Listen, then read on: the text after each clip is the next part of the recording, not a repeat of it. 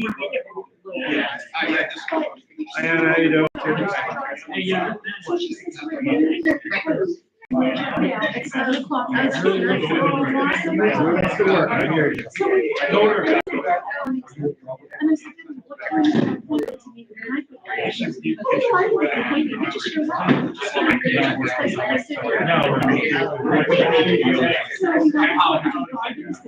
He wants to take this, and there were like 6 standing around like this, and I'm like,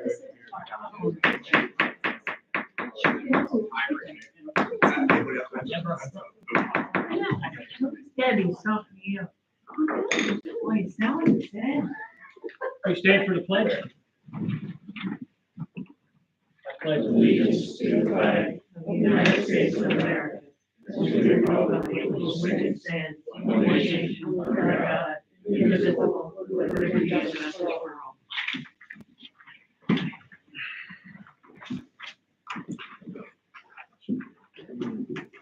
Councilmember Spotworthy? Here. Councilmember Darrow? Here. Councilmember Holler? Here. Councilmember McAdams? Here. Councilmember McConnell? Here. Councilmember Ostrom? here. Mayor Grantham? Here. This meeting was advertised in accordance with Open Public Meetings Act and complies with all the laws therein. All right, we have open to public.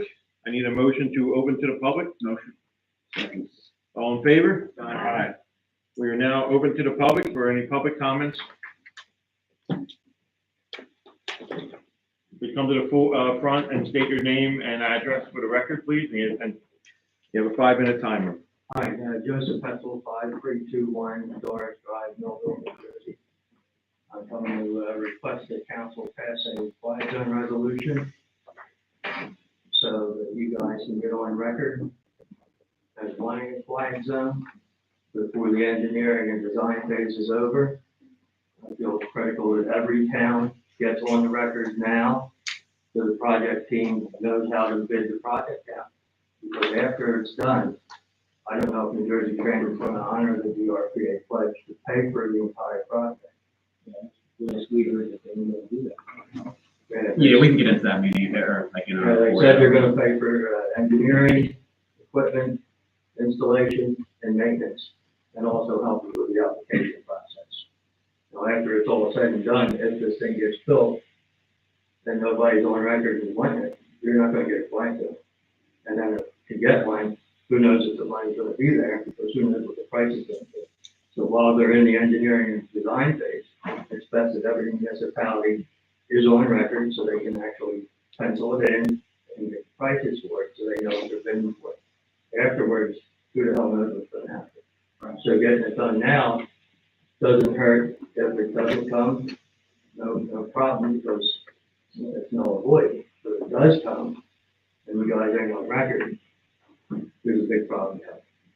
Yes, I think we've spoken back and forth with multiple emails on this issue. And I explained to you, we're kind of working through the process now. We're not at the point of passing a resolution. We're not there. We're still working on discussion. So that's where we are as a town. What would be the harm in passing a resolution? There's a lot of political situations with this particular, I think it might possibly be why you're here speaking tonight, that's kind of tied into the GCO. We are currently having open dialogue. We're working with the DRPA, with NJ Transit on this, and we're going through the process. So I explained to you multiple times, when we're ready to pass a resolution, we'll get there. We're certainly not ready to do that yet. If that gets delayed past the engineering phase, there's going to be a major problem. And I suspect that through the political process, that's not going to happen. Okay? Delay is the town benefit, everybody benefit. Because like I said, once the project's done its engineering and design phase, and those flag zones aren't factored into the project costs. Yeah, we're actively talking with them now, so we're hoping to address all that, but I appreciate you. When do you suspect that might take place? What might take place? Passing a resolution? It depends on our discussions and where they go at NJ Transit, DRPA. We're going to do what's best for Brooklawn is our goal. So we're concerned Because about that's the first step in obtaining a flag zone. It's not. Everybody has to. We don't need a resolution, but You have to get on record. Either filing a resolution is the first easier step, or filing a notice of intent.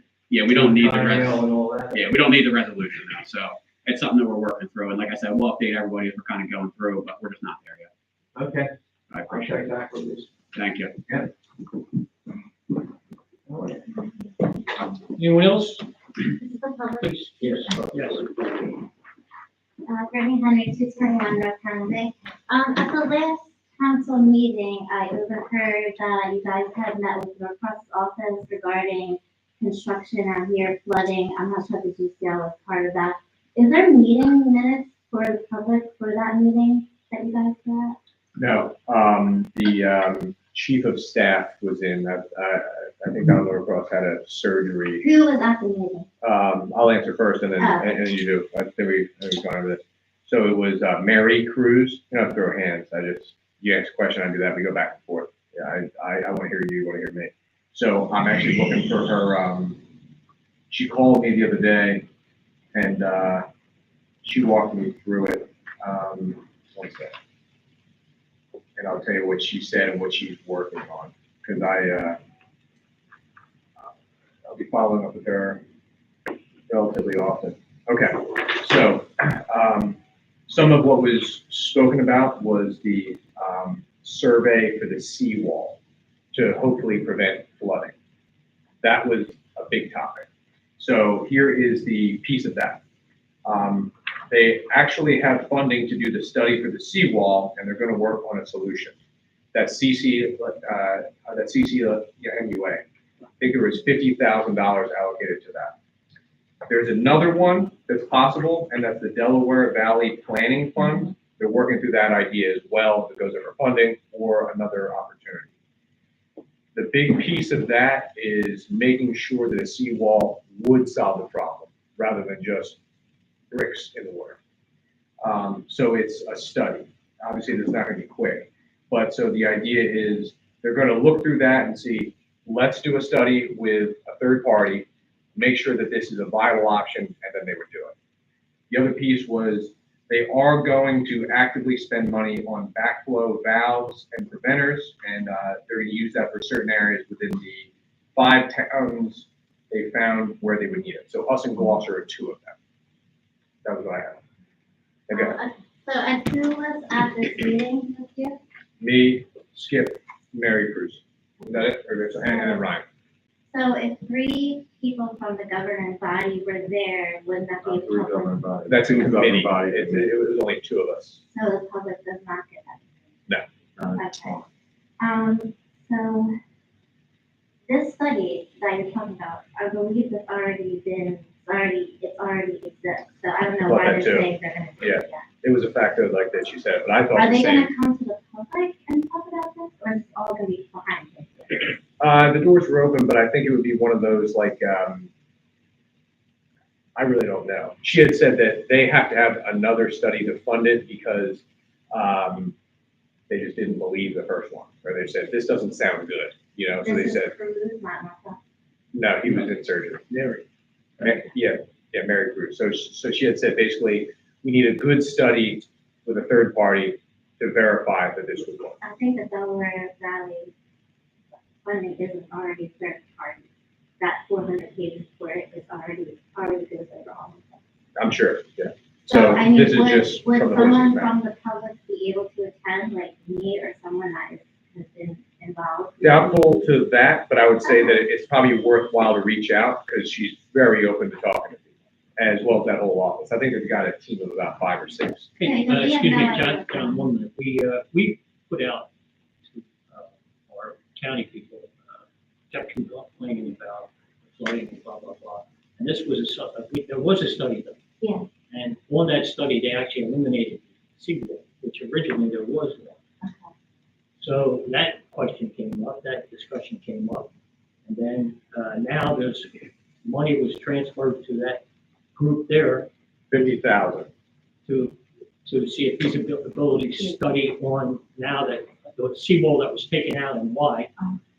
And we feel that that's the problem in Brooklyn, not only for circles, but for the west side of town. So Whole yes, west side. so I think our thoughts were, are we just going to keep throwing money at these kind of studies and then nothing's going to happen? Or who's on the hook for this? And then when does it happen? And then I think our question was just more like, is this all gonna come out of Camden County? Is this gonna come out of Brooklawn? Is this a state problem? Is this a federal problem? Who's gonna do it? And so that's where she's gonna hunt it down, and then, I have kind of a follow-up check with her, like, once a month. So is Brooklyn a part of the talks, or you made yourself, like, is Brooklyn in with the state and the county, or did you call and just say, hey, like, Actually, Spearman and Nielsen, yeah, we've been, I've been calling them. and you, I'm sure, contacted them, and they're reaching out, they actually reached out. Okay. And somehow this group got together, and it was very positive, I thought. Yeah, Yeah. I mean, I think we hammered it like a pretty good bit on the things that we wanted to, so I'd like to see it get done, but I mean, I think she's positive, and I think she has a good, head on her shoulders. She did get back to us after the meeting, she got back to John. Very quickly, which I would definitely put like in her favor. But like I said, I mean, that's basically the next piece.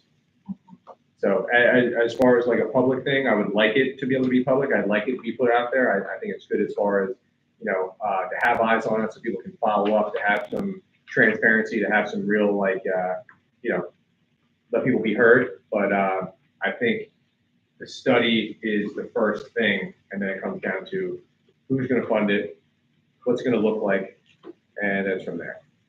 I Did you see don't the year of the assume it's study? going to be quick. Did you see the year of the study? The recent one, Yeah. No. I think it was what, 2022? Yeah. So, yeah, I mean, we didn't write the 400 pages, like, Yeah, unfortunately, but, so I don't know, like, to me, you keep studying, but you're not doing the work, Yeah, the latest study was done by Camden County Municipal Utility Authority, TCMUA. That study, I have not seen it. I don't think anybody has seen it, and Mary is aware of it, that we want to see it. But there is more, like you said, there's $50,000 being allocated more for just Brooklawn to look into the seawall thing that Mary put forth. And it comes out of Spearman's office initiated, which is District 5. And then obviously Cruz is more the federal level, which is Norcross's office. So that's why they got involved beyond the local District 5. So they're talking to, which is good, because Mary's been talking with Spearman. They for the grant money, we had $250,000 for the study.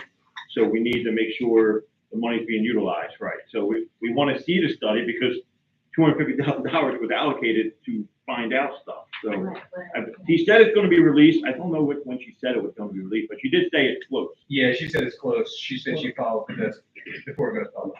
The one encouraging part was that she's gonna contact all three entities, state, county, and federal. And we have, This is the furthest we've ever seen it go. Yeah. Like, to be honest with you, in like It's good, 6 yeah. years. I'll give them a call, so I want. Alright, I think, I have one more question. I missed the McDonald's meeting. Where was that advertised? Because I'm trying to follow up on when everything's coming. And was the point of that meeting to get public input? I don't think it was very advertised. It was advertised in the paper, on the board out there. It was for informational purposes to the board. We made it public so the public could hear anything that was said. I mean, there was a lot of public here that night. So, it was just to hear the concept plan. There was no vote or anything on it at that time, so. So is it what newspaper? What is that? Gloucester City News, right? Yeah, I think we're affecting. What's that? They're advertised in the Gloucester City News. Okay. The special meeting was advertised that. Just following the state, it's an antiquated law. They gotta change that law, that the requirement is to put it into a paper, or of an official newspaper, and like, for a special meeting with a 72-hour notice, 48-hour notice, Yeah. 48-hour notice. So we did it well before that, because we knew the special meeting was coming, but like, it needs to be better. It needs to be on social media, it needs to be on the website. It was on the website, but Yeah. late. I missed, I checked and I just, so like, how many? we actually changed the format of that meeting also. So we gave everybody that sat here that meeting. We switched the format of that meeting and gave everyone here that was here that night an opportunity to ask questions to them. So, it was positive. It was basically informative. You're not gonna get 150 people in here thinking about it. Oh, can I ask one more question? Could we could we put that question on the ballot in the final? If we I did do a not petition? believe so, that's a So, little, and I just want to, if you don't mind, and I just think the public might be misinformed about where we are in the process. And they spoke here that night, and I know you weren't able to I attend. mean, I but- listened, but. Yeah, there's a signed agreement, right? So we're not voting yes, no McDonald's. That's not where we are in the project, right? So the previous administration already signed the redevelopment agreement. We're not there in terms of like, yes, we want it, no, we don't. We're farther along from that. Can we make adjustments to the project to make it as community friendly as possible? Or are there consequences to that agreement at the end of that? But it's not a yes or no, Well, we want it, we don't. So we have an election coming up in November, so I mean, I would personally go knock doors and get the petition to get it on the ballot, at least you could get it, I mean. I'm at least saying, you could well, get yeah, but some- we're not voting yes or no. It's already a yes. It's a signed agreement that was signed, what, 2.5 years ago? Really? Like 2 years ago, this was going on for two years. So you gotta remember there's other administration, other people that were part of that group. So But that was didn't already we buy the signed. McDonald's in 2020 from the school? No. Did you buy the McDonald's in 2020? When did you buy it from the What's that? school? Because she asked, did we buy the McDonald's in 2020? No, we didn't buy anything. We bought the building in 2023. We bought the church in 2023. That's when it was purchased. McDonald's, we own the property, so that has not happened. We own the property, but the borough. Well, the school and then it came from the school. Borough, yeah, borough owns the property. But we're in an agreement that happened years ago. We had a lot of shifting. We've held up the process because we obviously had concerns as a council. But we're not at like, yes, I want this, no, I don't. We're past that because 2 years ago an agreement was signed. So we're not at that point of just like, yes, no, we're not there. I want to say there was a few minor changes that came up that affects, the way it comes into the town and out of the town and things like that. That, some of the safety issues and things like that is where we have a problem. We had some amendments that we discussed with the I did listen in, yeah, so I. Yeah. So, it was a positive meeting. We're gonna have actually a discussion with council tonight. Executive. Okay, that was it, thank you. Thank you. Anyone else? Anyone? Okay. Motion closed. Second. Motion. First. All in favor? All right, moving on to the agenda. We have the current ordinances that were introduced at the last meeting. Anybody got anything that, instead of reading them all out loud, does anybody have anything you want to add to these ordinances? I just want to clarify, that I know Freddie had put online the fishing one, like prohibiting fishing along the waterfront. Comment back of the. Yeah, it's just the Yeah, bulkhead yeah. area, so people aren't fishing off of that, so they can still fish in the I river. would, So yeah, I. there'll be public outrage about that. You did that? No, it just said topic, and then it said the topic, it was like a brief topic, and someone replied, fishing ban, and I thought, no, it's just perching at me. Brian, I think either you or Colin should brief public faces on what some of the rules and regulations are for pickleball. People ask me how long it's gonna be, what's gonna happen. Unless we have a public.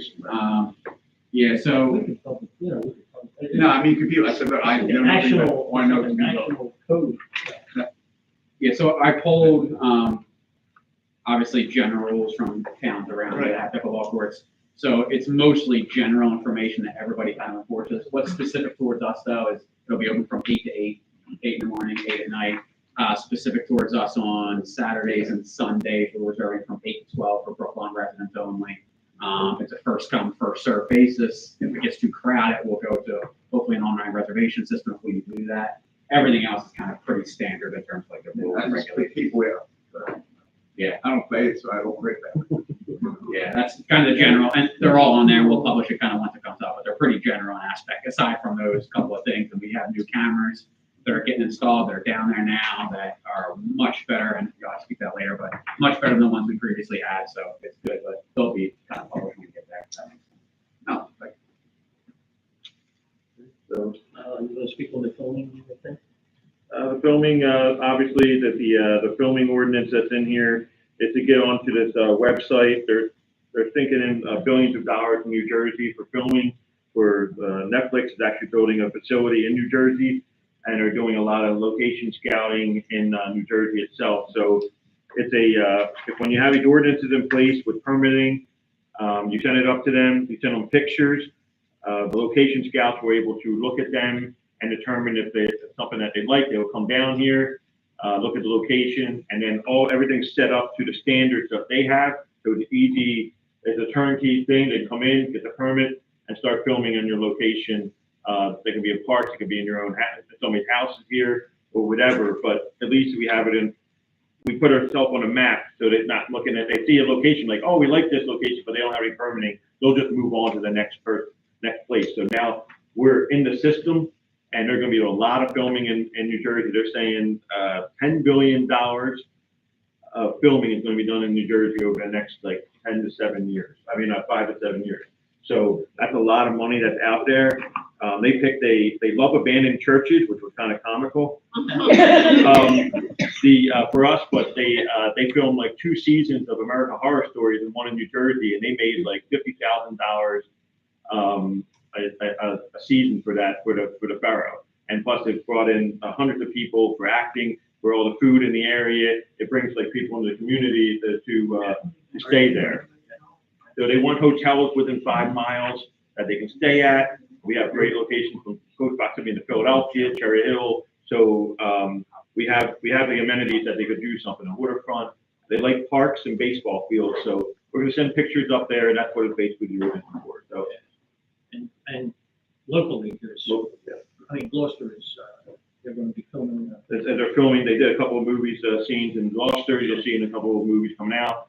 I think they're coming back to refilm a couple of scenes or something. They don't advertise it because they want people to show up there, but you don't know when they're going to be there. And obviously, you know, that Steven Spielberg filmed in Cape May this past in March. So, and he was down there for 3 weeks doing filming down there. So it's definitely a lot of things happening in New Jersey. So we want to get on the map. So it's something that we just add a thing that we put on there. And they also do documentaries. So I'm pushing for that documentary. And this extends to amateur independent filmmakers too. They have to still follow the same guidelines. Because you'll see in the ordinance, you'll say motion picture, TV show, and it'll also be independent filmmaking. So 2 different types of things. So 2 different pricing. Anything else from everybody? We'll move on to.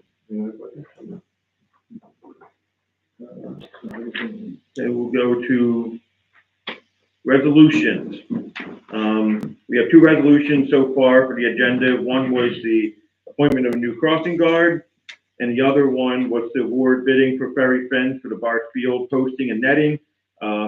Councilman Dyer spent a lot of time over the last couple months trying to get the netting project going. The first quote he came in was like $72,000, and we were like, no way. But we found a way cheaper option and a better option. So we are ready to award the quotes to Ferry Fence. So we need a resolution to do that because it comes out of capital. So I think it's like $24,000 for just the post and stuff to get installed over here. So Right, I'm going to have him speak. yeah, you can speak. On that, Colin worked and got a grant for $25,000.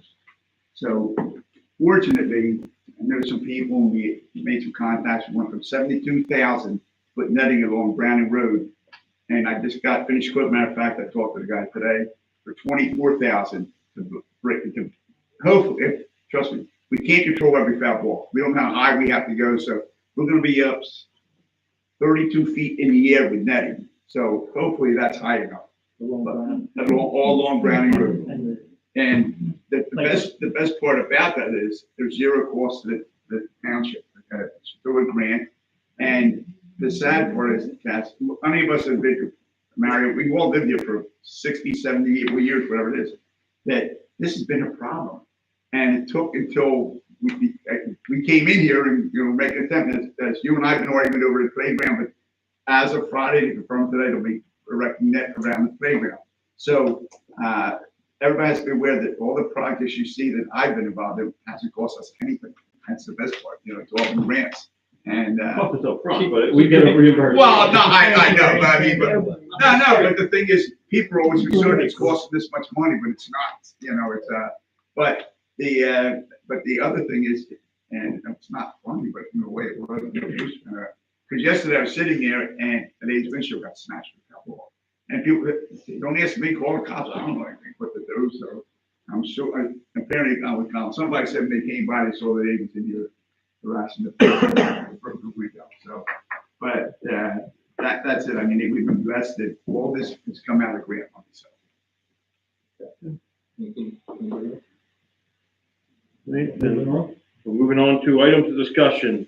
We've already covered the quiet zone. I think you covered that enough, Tom, for that. Yeah, just one real quickly, so we had a meeting, 3 days ago, the mayor, Mr. Haller and myself, we met with representatives of NJ Transit and the DRPA. I thought overall, and you guys can jump in wherever you want to jump in, but overall, a very positive meeting. They were very receptive to a lot of our concerns, a lot of the concerns they were not aware of. So it was refreshing that they sat down with us. We had, I think, there were 14 total, I'm sorry, Captain Brewster joined us on that call as well. So we had great Brooklawn representation at the particular meeting. I think we made a lot of progress. We explained our concerns, obviously, with the flooding aspect in terms of the GCL. We explained our concern about our students crossing there with the GCL. So we brought up a lot of them. I think we offered a couple of solutions that they are going to look into. We're on the call with a bunch of engineers that are on the project. So they are going to look into all of them. We're waiting for that feedback to kind of come back. But overall, as a meeting, it was extremely positive. They definitely heard us out. We talked about the quiet zone, obviously, and we're still ongoing with that discussion. We also talked about different solutions to possibly handle the aspect of the flooding when that happens and the trains crossing at the same time.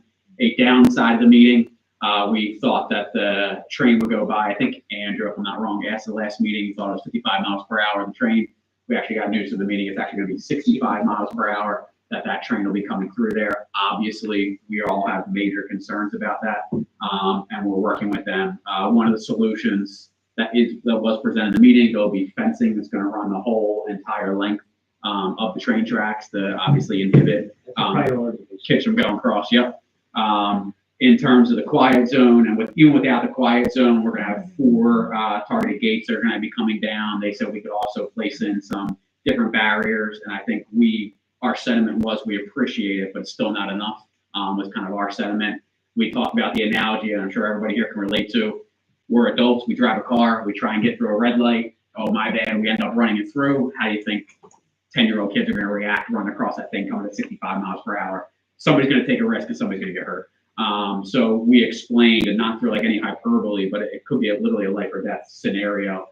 So we were very thorough in a lot of our concerns. They were very respectful in hearing a lot of our concerns and offering solutions. So we're waiting on another meeting to come back from them. But they're going to take it back. Their engineers are going to take it back to the whole committee. They're going to meet again and then kind of come back to us.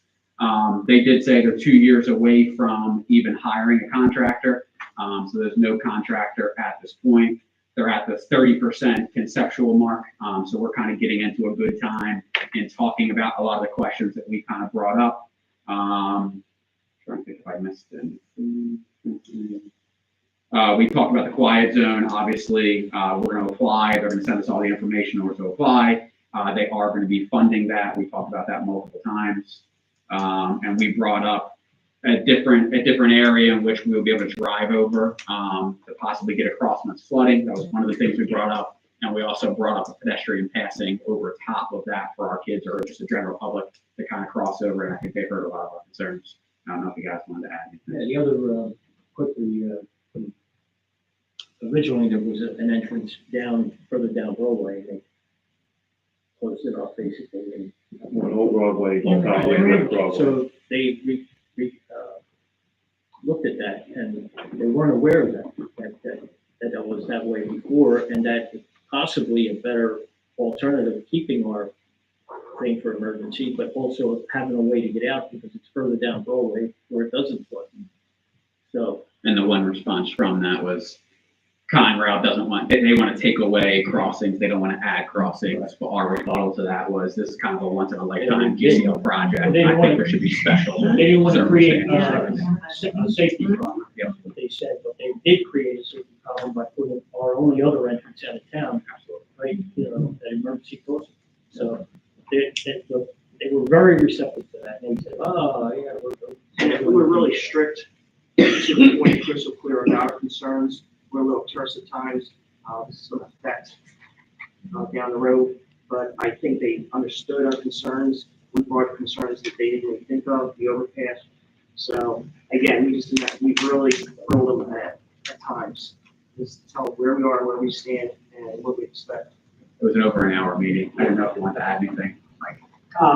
You hit nail on the head, Colin, but basically that emergency crossing is open and closed by the police. How ineffective it is when there's traffic and flooding, and how important it is to maybe open up that secondary entrance and exit out of town. So, but you hit everything, sir. Now you guys take is obviously, we can vote no, we can do all this kind of stuff, we can have groups, but it doesn't matter, it's gonna happen. This is a much larger project than Brooklawn. Brooklawn's not going to stop the project from moving forward. I think we're all in agreement that like Brooklawn, we're not seeing any benefits from the GCL besides a train run through there. That's a nuisance. So That's So we're not getting benefits from that, but the project's much larger than we are. I think our goal at this point, at least my goal at this point, is to mitigate as many concerns as we possibly can from the town. What can we get out of being this early in the process and having an open dialogue, which we have, which is why we're not trying to burn political capital by playing political games that some of the public out there is playing. I'm not concerned about that. Our concern is open dialogue, moving forward in a positive direction is where our concern is now, but certainly not going to stop the project. It's definitely moving forward, and we just want to do a weekend on our behalf of Brooklyn. Do we have a stop or is it just a pass through? We do not. We have a pass through, which is why it goes from 55 to 65, because we have a pass through. There's a stop. Gloucester has a stop there, and then obviously it goes from Camden down to Glassboro. Westfield, right? And Westfield has a stop. The Gloucester and Westfield have stops, but it'll go right through. They'll go right through us, but that's where the increase comes. Yeah, got it. Anybody else? No. You're good, right? Okay. It just brought it up, because that's going to be on the agenda. The next thing was Victoria Square, just give an update. I know, we talked about, I know it's been on social media that there's gonna be a coffee shop hopefully coming in. Construction, permits have been submitted for that. Also, there's been, paperwork submitted to do, the one unit that's, where the check cashing place is to be a, barber shop. So, he has another location. So that's looking to be, so there's a possibility that we may have a barber shop coming in along with the, coffee shop, so that's the good news there. I will keep everybody abreast of the situation as we move forward, but hopefully we're getting somewhere with the meetings that I know Councilman Gatto's been having with Mr. Singh and stuff like that, trying to get them moving forward. So we have some plans that we're going to work on down the road, but right now we can see where this leads us. I appreciate that. And then Question, I see we've got a realtor. Did we hire a realtor? There's some signs in every We're going window. to hire any realtor. There's realtor signs. If you didn't point anybody, we don't have a realtor. It should be him. Yeah, if he owns the property, it should be Mr. Singh trying to fill his spaces to make rent. Okay. yeah, He's the so landlord. we've been working with him, and I don't want to say it's necessarily pushing him. He's been receptive to filling a lot of those stores. We've been impressionable with how long they've been vacant, pushing them forward. And Mayor, if you feel so inclined, you don't have to answer now, but I would like to start and be a part of the redevelopment of Broadway committee. I would like to put together a committee on that because I have a lot of ideas on how we can continue to move the project forward. And I think we have a couple of really positive points here. And with Mr. Singh, which we've seen in the past, when he's motivated, you got to get him when he's motivated. Right now he's motivated, and I want to continue that. So I spoke with Ryan earlier. But I have a lot of ideas that we want to really make this a downtown that benefits the community for our town. So if you thought and that might be a possibility, I would like to start that committee, be part of that committee. I think it's a crucial time to really start to dive in and narrow in on that particular area. I think it'd be crucial to our town to have a little downtown area where people can walk to, and now's the time to kind of jump on that. So you think about it, think it through, but No, I think it's a good idea. I looked over to see, actually, I started to move on. that's fine. But I want you part of it, 'cause and I'll be on that. Yeah, so, keep in mind, yeah. I'm gonna take a look at it and we'll, yeah, absolutely, you already had a dialogue with the same anyway. Yeah. I look for them to have a nice discussion. So I'm looking forward to it. Yeah. And I know there's been interest, other interest in probably purchasing that building, you know. Yep. Turning it into something. It's got a private parking in the back, it could be, what is it, how many stores, Brian, was it 7? There's five. Five? Right, so one of them's a big space, so it's double, he doesn't have a wall there, so that's where the coffee place. We had some discussion about there's 5 downstairs freight businesses and 5 apartments upstairs, right? So you could make, It's a good business, yeah. you could either have that or you could have 5 townhomes. Yeah. Like 4 or 5 bedroom townhomes. So, you know, and it's like a historic building to begin with. So, yeah, maybe, You know, it's positive and we're moving in the right direction finally. And I also have some ideas on Lipkins and what we do with that property. I have some ideas for the water plant. So I just want a committee that we can get around and kind of start pushing this thing forward, if that's possible. definitely, yeah, absolutely. Okay.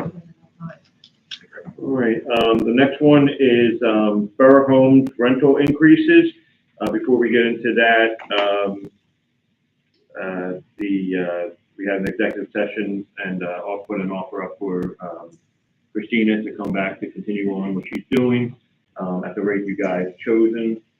She accepted, at the rate you guys, put forth, with no counter. No counter, so that's, so she accepted that, so we're gonna start that process with the contract agreement. 1 year. For this year, yeah, just 1 year. So $850 a month, I'll start, the contract is signed. She started already, came in on Monday, and put forth, got all the paperwork that she needed. So she's gonna start scanning all the leases in to, the Yardi system. If anybody wants to see the Yardi system, you can have access to the administrator, I'm the administrator of it, but admin site can be anybody, so you can see real-time payments. Everything's run through the thing, complaints will all run through the Yardi system moving forward. It's very, and she will be watching it all. Anything that has to be done, she'll notify Melissa here and take care of it from there. So, but everything will run through that, including any payments that come into the window. It's our responsibility to put it in the Yardi system. And anything that's paid through Yardi directly already goes directly into our bank account. So it's a little extra work for me on the financial side, and the auditor didn't like this idea of it, but I made things where it makes it more internal control that they accept it. So, we're moving along, so just let you know that's where we're at on that. So she recommended, obviously, 3 to 5% increases, depending on what you guys want to decide. She will get back with you, she said, for new rentals, for people, new tenants, that could increase those rates, but this time, you need a resolution for this meeting so we can get out the new leases by June 1st. So. Who are the people on that committee again now? We switched so many times. I think it's for me. Still. Who's the chair? You're the chair. She's the chair now. You wasn't. I was, but then Christine, and I don't remember, I don't even remember if I had it. So did you have a meeting? That's old. Yes, I have it here. It's I don't have the It's thing. not me. It's all. Did you have it? Yeah, it's got it. I have not had a meeting or anything. No, only because, you know. I think a few You have to churches, do your yeah, iPad, you got paper, and you know what he has on it. I believe you're right. Stacy, Trish. Yeah, but we didn't have a meeting yet on that. No. So we need a decision before the meeting. I'm gonna have to have a resolution on Did you it. guys meet before that? Yes, that's So fine. you guys gotta meet and give me the, amount you wanna do. And 3 to 5% is what we discussed before. And I recommend that it be the higher of, in fives. So it like comes to like $22, it's really $25 increase, like instead of like, you know what I mean, like $28, really $30. Don't give me, if I have 2 percentages, it's gonna drive everybody nuts. So, try to keep it to where, like, it's maybe a number, maybe you say the 3% increase on the highest amount, and that's for everybody. So you say 3% increase for, say, the $1,200, for the 2 bedroom is 1160 or whatever, and then that would be utilized for every home for that percentage, like, so that everybody goes up the same amount. That's how she recommended, so. All right, you guys, Got it, that's all. talk to Christine, she'll give you more, you can talk to Christine about this, so Oh, yeah, she'll gotcha. be able to help you out through whatever what she recommends on it. We have the shared service agreement for Oakland Municipal Court, so if anybody, if people that are newer, for the last 6 years, we've had a shared service with Oakland, for our municipal court. So everybody that gets a ticket from the police department, the ticket is written, from here, and then, Donna Bates, who's our municipal court administrator in Oakland, she lives across the street, so she comes and picks up the tickets, takes them to Oakland, or a police officer takes the ticket to Oakland, they input them there, and all courts over there. So we pay a fee every year, and then we get whatever revenue from the tickets. So when we first started this, the revenues from the tickets were probably around $100,000, $95,000 to $100,000, even as high as 110, I think, in 2018. So last year, less than 50 for revenue that we got out of ticket writing. So, and we're paying $130,000 for the municipal court every year at this time. That's what is written on there. Now, here's the problem. It's not supposed to be a money-making item. It's court is court. It is what it is. It's not a Brooklawn problem. It's an everywhere problem. It's not about the ticket writing. It's about the paying of the tickets, what we can and what the police can and cannot do anymore with all the limitations and stuff like that. They're still doing their job. It's just a matter of all the revenue coming into the communities for these ticket writing. So Oakland got a new, got a fifth court to try to bring down the cost for us. So they actually reduced our allocation for the next 3 years. I think it's 117. I'm not exactly sure. You remember that? I think it was 119. 119. Yeah, it's I think it went down like almost $11,000 to $12,000 for next year. So I think we should stick with it. That plan to sign the shared service agreement ahead of time. They're bringing on, I think, the town of Stratford for Oakland's going to go there. So the way this shared service works, it's 100% of shared service. Doesn't matter how many tickets you write. If you're a bigger town, smaller town, everybody pays their exact same share, 1/5. Oakland pays 1/5, we pay 1/5, everybody pays a share. And if there's any money left over, we don't have to contribute on the last payment.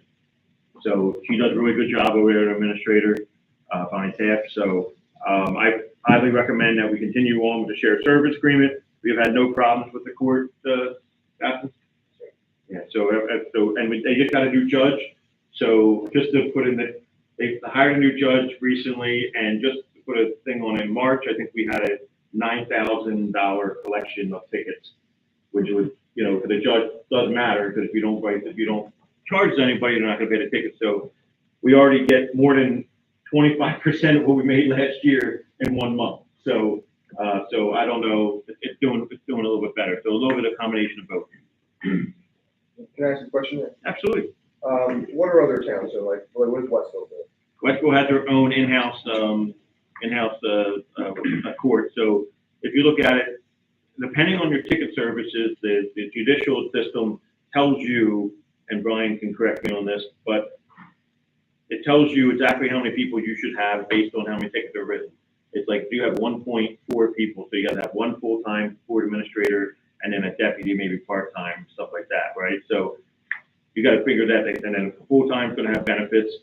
So you figure, say, 50, 60,000, and then you have family plan is going to be $30,000. You're already at 90,000. Plus, you got to pay the judge, prosecutor, and the defender. The public defender, you get some money back, but it's not like crazy. Westville writes that many tickets? What's that? Westville writes that many tickets? Westville writes less tickets than Brooklawn. That's on the last report I see. So it doesn't really matter who. The ticket writing doesn't really dictate the revenue, because you can write 6 tickets and the judge could reduce it to 1 ticket and this is the fine. So you can't really, there's no correlation between the ticket writing and the actual revenue. So, because someone could be a municipal thing, it could be a seatbelt, it could be a speeding, there's different types of, things on there. So Westville, it's not so, their revenue's down significantly too. It's not, and we're at like 90% collection there, but I even thought about bringing, originally, I was looking into bringing Brooklawn back to Westville to see what the cost would be. Westville probably would charge us probably about 110, 120,000, like based on just rough math. So what they would have to be to make it work where it's financially stable. So, so we're right in the range where we would be at either way. So I don't feel anything reason to leave Oakland just for the same thing at this point. So Brian, we go from 130 to 119. 119, yeah. So we're paying more than that a few years ago. No, it's always 125, went to 127.5 last year, and then 130 this year. It's going up 2%. I thought we were at like, certainly, I look at so many numbers. I thought we were at like 190 1 year, a couple years ago for Oakland. Like, why the drastic? And if I'm not wrong, We're not at 190, we're I 130. think that was, I think you're looking at a long-term shared service, we're never at 190. but have we been paying more than other towns in this agreement? Because I'm looking at that agreement, I feel like we were higher than other towns. Not now. Now they're all equal. No, Prior to they're this. always 1/5 of every town. It was It was always an equal 1/4, share? 1/4 equal share, yes. If you check with Barrington, and Mount Ephraim, you would say, you could look at their budget sheet, they'll say the same exact amount we were paying. You can look at their budget sheet. Like I actually researched it. but I researched it, Yeah, I but mean, you you can know. look at it, absolutely. But I don't know where you're getting the 190, maybe you should show me and I can figure that out for you. That's not a problem. But we were never paying that high. If I were paying that high, I would have got out of it a long time ago. Yeah. I could never afford that. Is this what a lot of New Jersey does? No, I mean, like Gloucester County is doing a pilot program right now where they're forcing every town to merge.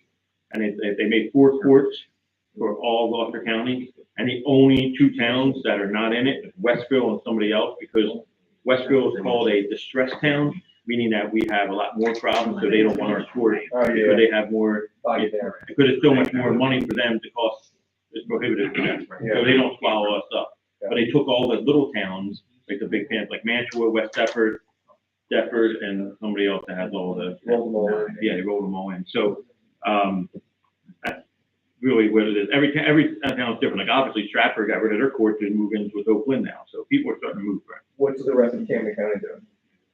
They're looking to go into shared courts, aren't they?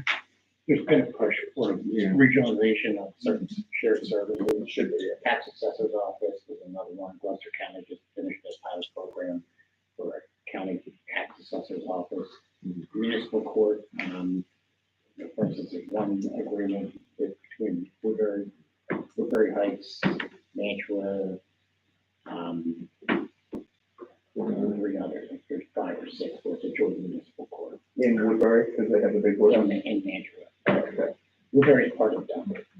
Okay. Yeah, Woodbury. Because Deptford goes actually to Woodbury to have a court in Woodbury's building. Yeah, of course. Those are the best options kind of for what we have, so, As of right now, yeah. and they're effective. Yeah, it's been effective. I like the shared service that's equal amongst every town, and not just because we have a lot more. When we first started, we were writing more tickets on double a neighboring town, and we had to go to 2 courts a month, but we were only 1 originally, and we still paid the same. So, and I like that they're not discriminating towards the bigger distressed towns. Ryan, are we paying the court administrator in Oakland? No, we do not. It goes all out of the shared service agreement. So like in that, It comes out of Oakland salary. okay, so in that 119, we're currently paying. Yeah, part of they part of that will go to her salary. Yeah. Right. In the The only- past, have we paid that? What's that? In the past, have we paid that? That's how we pay it. Have we paid as a separate fee? We pay quarterly. We pay, last year was like $33,000 a quarter was paid to Oakland. I mean, I'm sorry, I'm not being clear. Did we pay our equal share? And then on top of that, did we pay the court administrator? No, in the past? court administrator is Or they're all together? included in that, but that she's paid over in Oakland. Oakland sets the salary, we don't have any say in that at all. The only thing we ever say in our agreement is, if we ever pulled out, the court administrator comes back with us. But the court administrator is retiring soon at some point, so it doesn't really matter at this point. But that was originally the plan was, if we ever had to come back, we get the court administrator back. So they have our person, They have our but person. we don't pay her. And she would, we don't know, and she is running the whole court over there. She's actually in charge of all 5 other court administrators over there. Maybe that's where the 190 is coming from. Maybe, I don't know, but we didn't pay 190, I can tell you that right now. Yeah, so we don't pay anything more than the shared service, and we get all the revenue from the court rate. So, from the revenue, she submits, reports monthly. I sent you one, but to show you how the breakdown is, like, to show you prior year to, and in your, you should get it every single time in the committee reports, that report that shows what the court was for every single month and what the ticket writing by the police department is. You can see the correlation between the two. You say she's retiring soon? Do we have a date? I don't have a date. I can't really speak for her, so I don't know. How do you know she's retiring? She said she was at some point, but I would say within the next year or so, I think she's gonna be, done. So I assume, whoever they're trying to train, Florida bound. probably Florida bound, yes. Anybody else for that part? Thank you for explaining that. No problem. The next thing is the EPL. I talked about at the last meeting, the employee practice liability. There'll be, the managers and supervisors have to go to certain training for, with the MEL and the JIF. The police chief and captain and, sergeants, myself, Mike, Ostrom, and a couple other people, John McKinney, all the top guys of every department has to go to this training. It's mandatory every 2 years. Also, we're going through our municipal handbook. If there wants to be a committee to go through our handbook, usually I do the adjustments, and then if you read the handbook, you can go and make adjustments. It's the time we make adjustments to the handbook. We don't like how certain policies are being done. This is where we can change it now. Then I run through the mail, and they'll tell us if we can make those changes or not. And obviously, Solicitor Leduc will be also reviewing that paperwork. So if there are any changes you want to make to the handbook, this is the time we would do that at this point. It'll be in the next couple of months that we'll have that. We said right now, if you ever look on your Google Drive, you should have a copy of the handbook in there. If not, I'll make it access approved for you to see it what it currently is. Any question on the EPO? One other thing I want to add that an item to discussion was, for the last 2 years, because of what was going on with the water plant, we stopped water shutoffs. Nobody gave me authority to stop them or anything like that. I personally didn't feel like it was right to charge water shutoff during that time period. Not to, bring more negativity into the situation that we were going through. A lot of people are behind, and I need to get them reined in. So I would like to state that we should start that shut-offs. I would think it can go, instead of, our ordinance says it's 2 quarters or $250, right? If we did that, 110 residents at the time right now would be on the shut-off list. So I'm shooting for doing 500 or more, and that goes down to 24, I think it was. To get them down. What's the number before 110? 110 that have over $250 owed. 2 quarters, That's 2 quarters or 250 more. 110 people. 110 people are above the 250. So that doesn't include this quarter that we just spent out. This is prior to this quarter. So we need to, but if we do $500, and try to get them to get underneath the 250 mark, to try to just get them compliant underneath. I think that a lot of them, once you do the shut off, they'll come in and pay. But I gotta get these people in there. I just don't want to have to put a capital unless you want me to delay it till mid-summer. It's up to you guys. Unless they're, in other words, so sometimes. I mean, there's a couple that are over $1,000. So, and that's really unacceptable. So, I mean, you'll get caught on the tax sale, but then that creates more money also, so. Yes, that's a delicate balance. So ideally, as a town and as a community, we obviously want to collect, However, I know we had, kind of concerns with the water. They're now, rectified, which is good. However, do we have any type of thing, or do you guys feel like we should have any type of like, GoFundMe to help lighten the load for people? Do you think it's worthwhile, something like that? Like it is actually something negative that way, or is it just people that just didn't feel like paying? Some of them people that just feel like paying. Yeah. Because some of them I see on there, ones that call and say, why am I paying for the poison water? Yeah. All that kind of stuff. I'm refusing to pay for the poison water. There's been a statement said to me directly. I can't speak for what Dave has experienced in the office, but I know what I've heard. Yeah.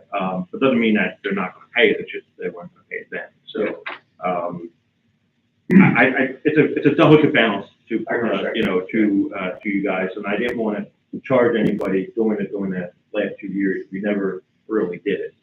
So that's on me to got it that high, but I think it was just the right thing to not negatively impact the board. Is there, late fees kind of piling up on these people? There's no real, like, the late fees are only at 8%. So 8% compounded, it's like a penny a day if we're a regular 163. So you're only looking maybe some people at the most somebody has in a negative balance, probably like $40 of interest. So it doesn't really hit them that hard. Yeah, they're never gonna pay that. What's that? They're never gonna pay that. That's what I'm saying. You're accruing a penny a day. Yeah, you're not getting like when you miss a cable payment, you're paying $30, but like here, it's $40 and it's been 2 years that you paid. Is there a happy medium between those numbers, right? The 250 and the 5 that gets us like halfway mark? Well, that's what I said, if you get 500, then I can say, okay, we can make deals with them and say, get it to the 250 mark, and we'll take you off the list. Like, you just get them from the client to a lower number.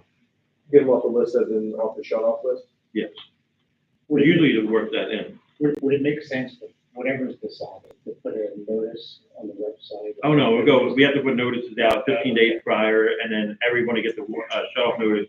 Mike goes down and puts it on their door, but go ahead, Mike. So council, just to touch base in regard to shutoffs, I've been doing them for over 20 years. We get a lot of success with returning revenue, putting these shutoff notices out. Nobody wants their water shut off. I know that it was a delicate situation with the PFNAs. I'm not gonna get into the fact that we were 1 trillion over here nor there.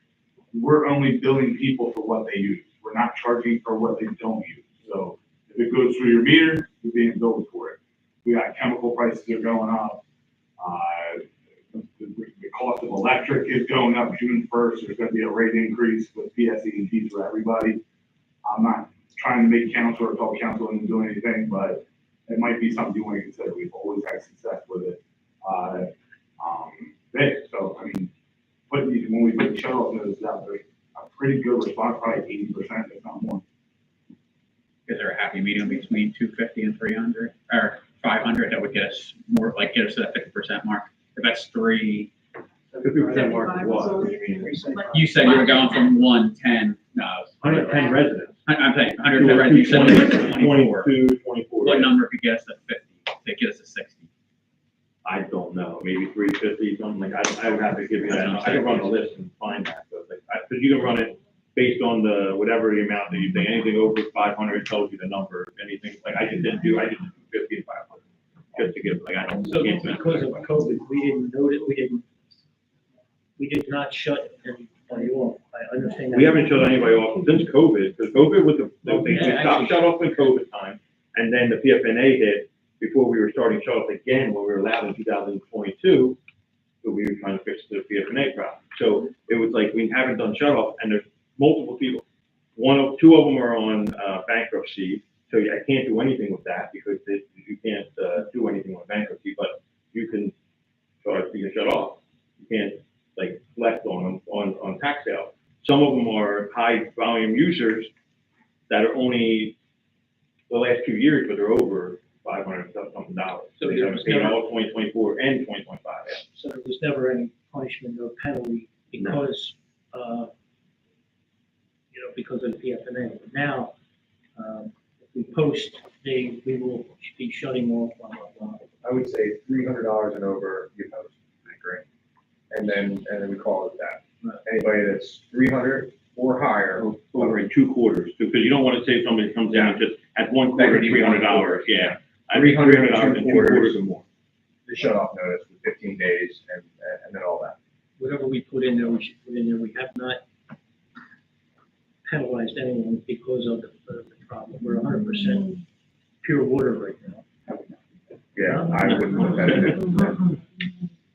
Just leave it as is, this one needs to be done, we're basically a small business here, right? I mean, obviously, we're working on it, like, the parts, there's things like that, like, we self-operate, so.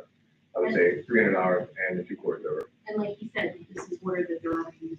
Yeah, Except they've they're not already using used. it, but they're using it. Yeah. They're using the water. So this is, even though people have been buying bottled water, they're still using water. Yeah, to a certain degree. Shower and that kind of stuff, So, yeah, yeah, so it they're still absolutely needs to right. be- it's- Just the 24 generates, like, I think $18,000. Yeah. Just the 24 I have on that list. I like. So, I mean, 300 and 2 quarters, that would be my vote. I agree with that. all right, I mean, the ordinance is, like I said, 250, so I just wanted to, like, say, I was going above the ordinance, Yeah, so make that's sure right. we're the same process. All right, I'll make sure we get working on that, and I'll let Dave know.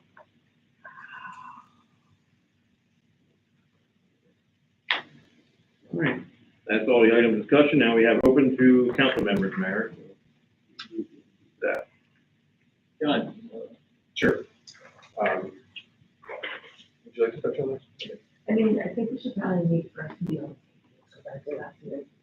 Sure. But I'm not reporting on it. Okay, So cool. I'll do that. Just a quick one, in PR meeting for the community center tomorrow. So we'll have updates by the next meeting. We do have a lot that we've, kind of accomplished and on that, the research, so we'll get the full update on the next one.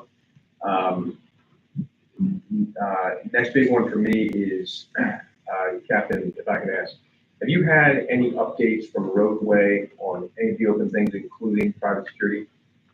That's it. I thought about private security. I think they had up until this week. I'll circle back with them, but I got no communication from about private security. All right. And then if I could ask you as well. They did, reach out to me in regards to the fence, that is they're moving on that, they're supposed to be getting, I think, their last quote and put it for a permit, so that is moving along. Any of the other repairs that, Mr. Langy had kind of brought up, has that been? Haven't gotten anything since I submitted that report for, the mezzanine. There's been just the mild repair that they did, which wasn't the satisfaction of our building inspectors. Nothing's been there. Let's tighten the screws on those two, and then, maybe by the meeting, we can have some updates, and then, as far as, calls, and then things like that, Captain, let's make sure we're, dialed in on that, and then, kind of run some numbers and just let them know that. I deal with them tomorrow.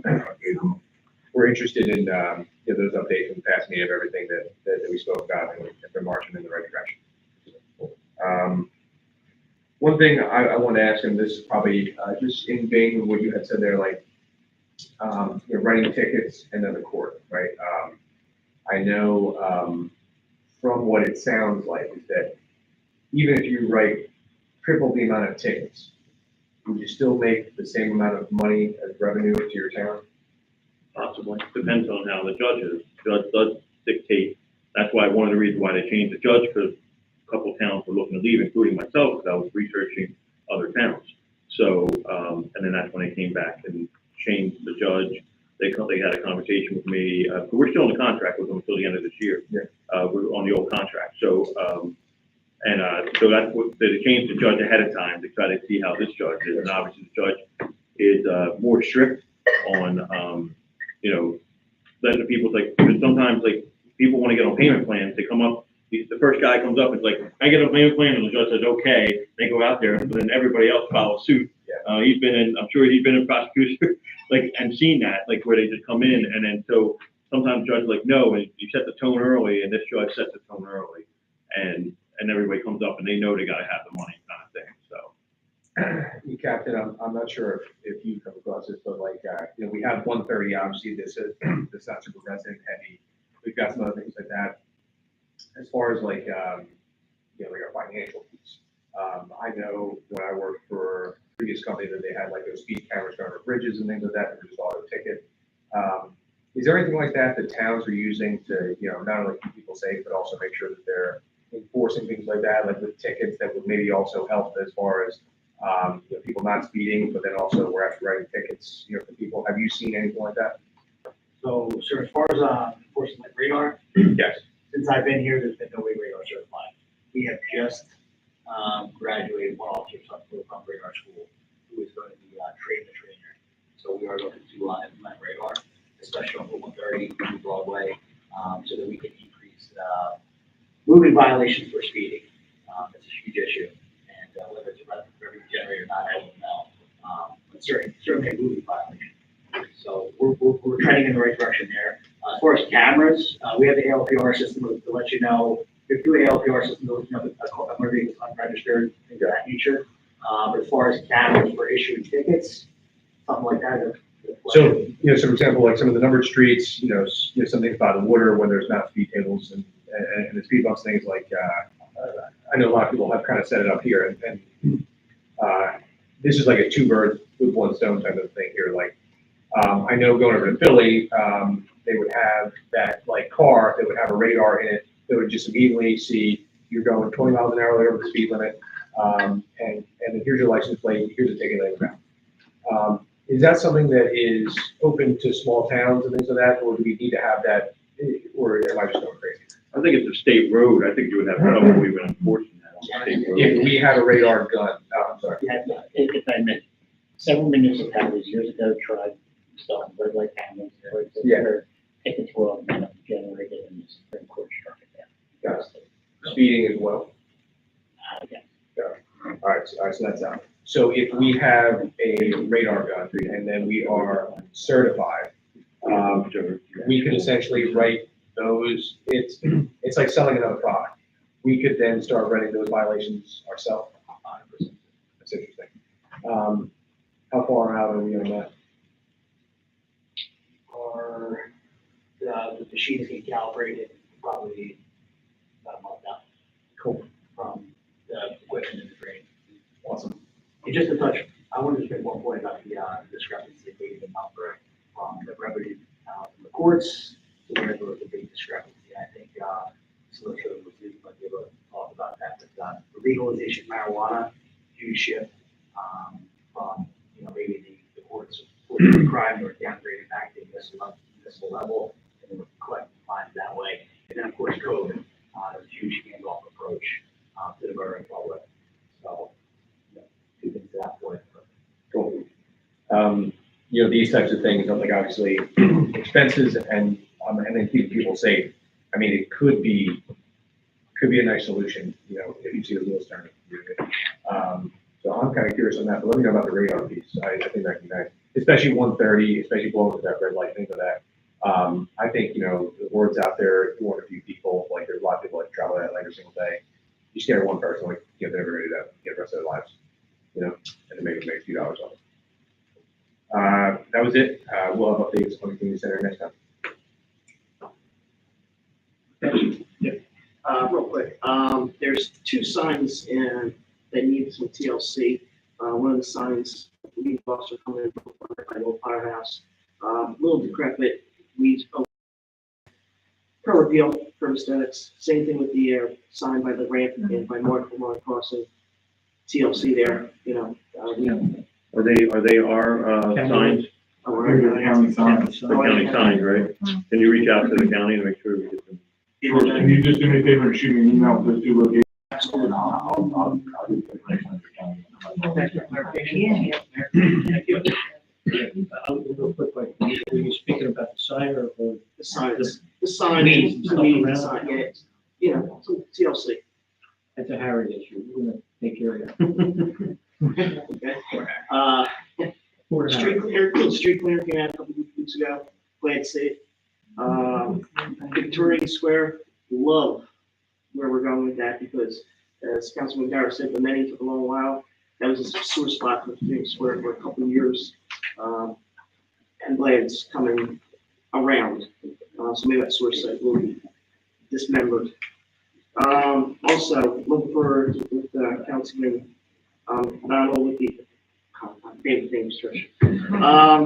Trying to be flowers and the benches for the veterans and the service. Looking forward to that. So we'll gather. I'll help out plant. I got a semi-green.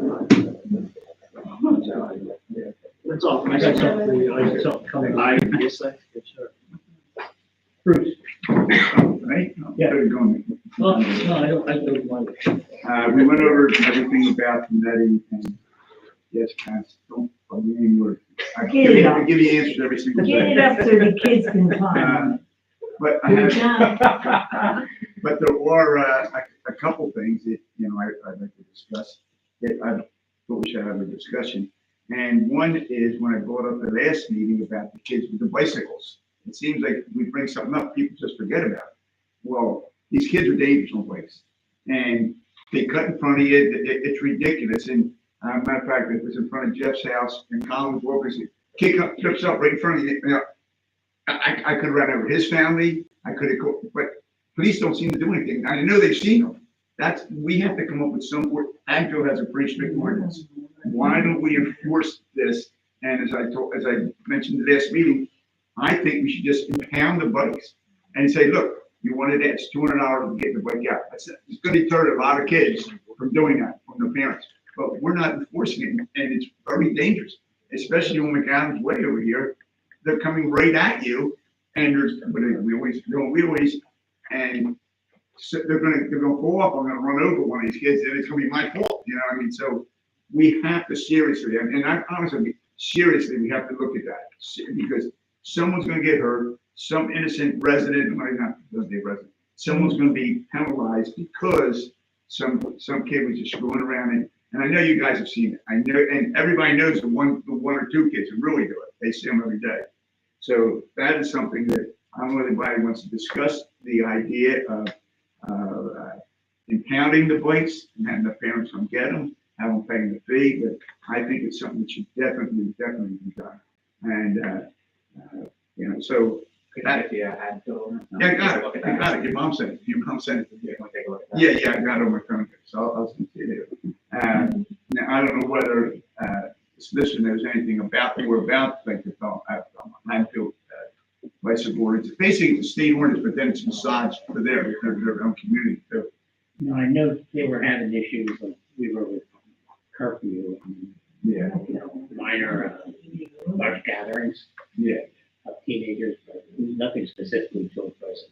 Okay, well, it's something that you know.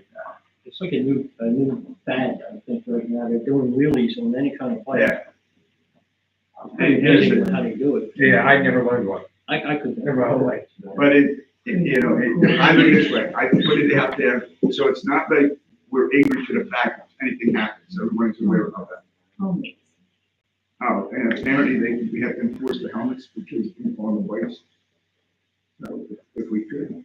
The other thing, and I talked to Skip about this a little bit, we have to come up with some use of the church parking lot. Because, you know, I got torn up on Facebook because I asked someone at Christmas time, we want to see your insurance, and I got ripped for it. Well, now apparently we have an out-of-town business who wants to use the lot. And I don't understand why they want to sell food there when we have Gitanos competing well.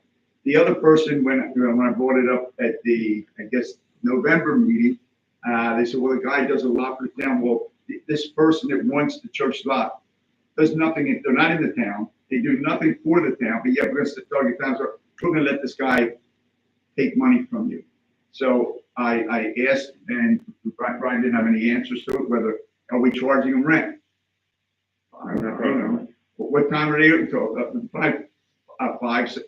No, but there's a 4 to 6 sign over that we're trying to force from McDonald's. We're telling these people coming, we'll waive it for you. We have to have some designation on what we want to do. So Skip and I talked about bringing food trucks on the weekend, making like a flea market on a Saturday. You know, open to people. Because if we're going to give it to an out-of-town company to make money, we might as well open to our own people for free.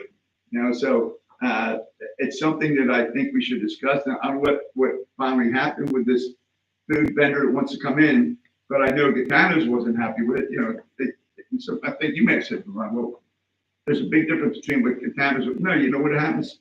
If I'm going out to lunch and I go to Gitanos, I have this. Now I go over and buy it from somebody who has no affiliation that donates nothing to the town.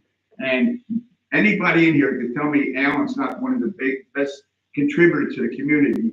You know, I'd have a serious argument with it. So I want to know what everybody's intention is on the church lot. The municipality owns it.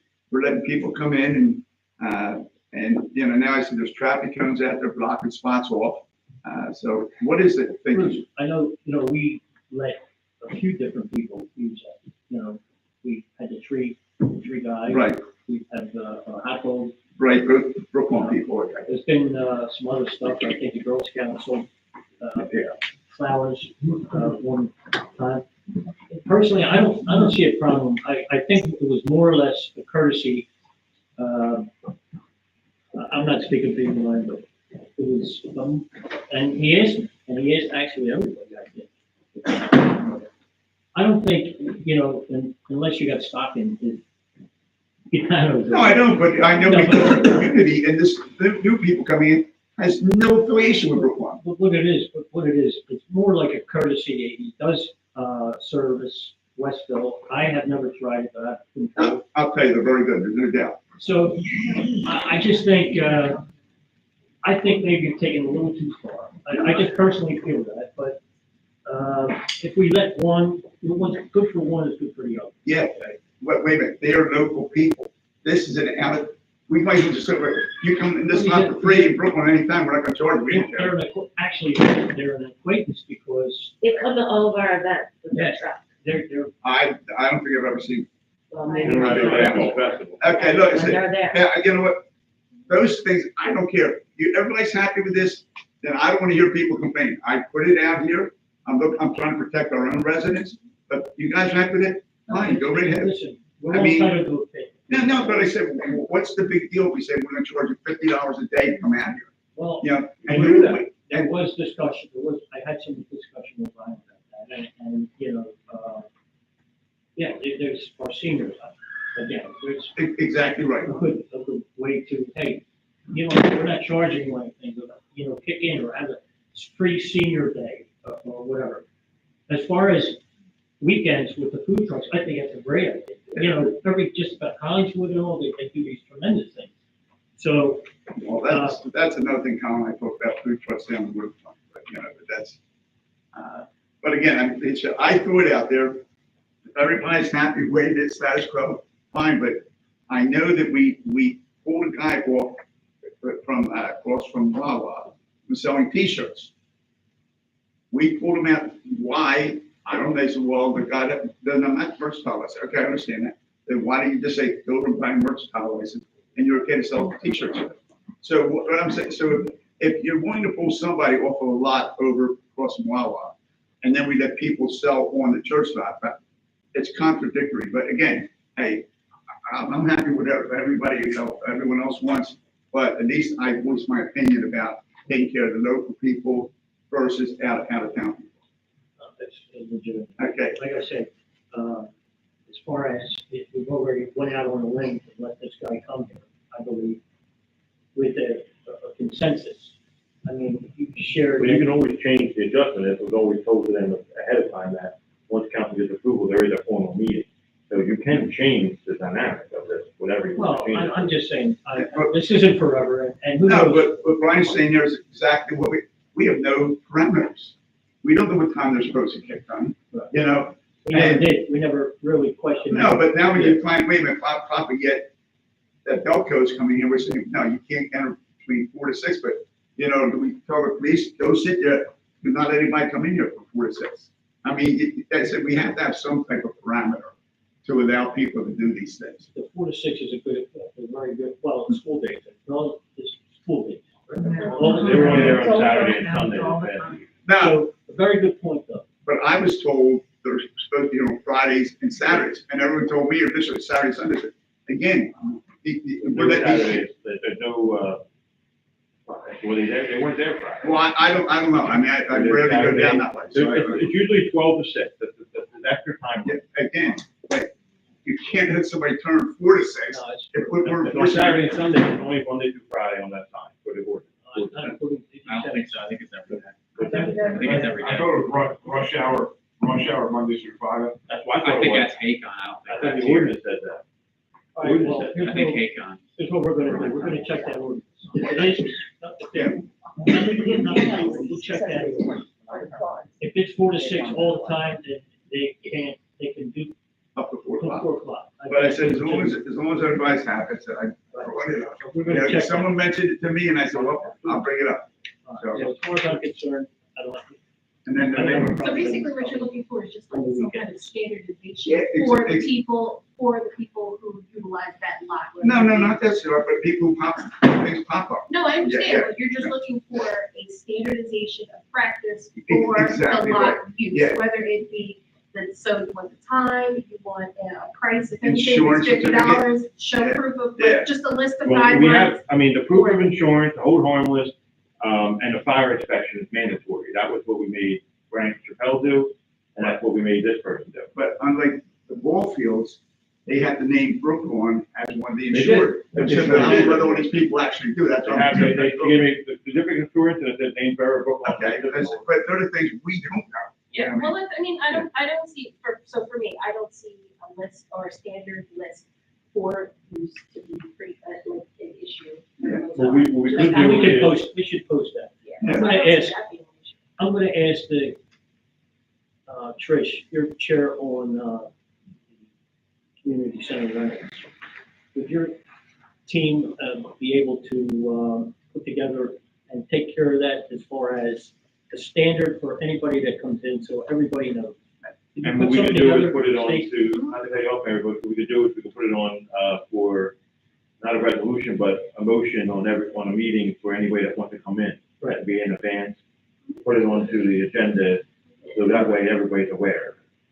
You know what I'm saying? Like, so, because like they do that for like other, like when you do certain mercantile licenses, in some towns, they actually have a resolution, not a resolution, but like a motion to accept this mercantile license with all the documentation been submitted. Because you're agreeing to something when you don't know see the documentation. I don't see that. So I agree with that. Yeah, that's what I'm asking. I do have the documentation. No, but we need some standardization, that's what I'm saying, I mean, you know, just don't say, well, Just Skip said you use, Yeah, no. lastly, whoever's, Because it can also, I'm sorry, Go ahead, go but it can also allow, it will also allow residents to actually know that it's available and utilize it themselves. Yeah. yeah, that, like I said, that, again, that's, Very good. And real quick, Rich, I was originally a yes on that, like, no doubt, just go ahead and do it, but first, I think Rick's a great point, when it competes with other businesses in town that pays taxes.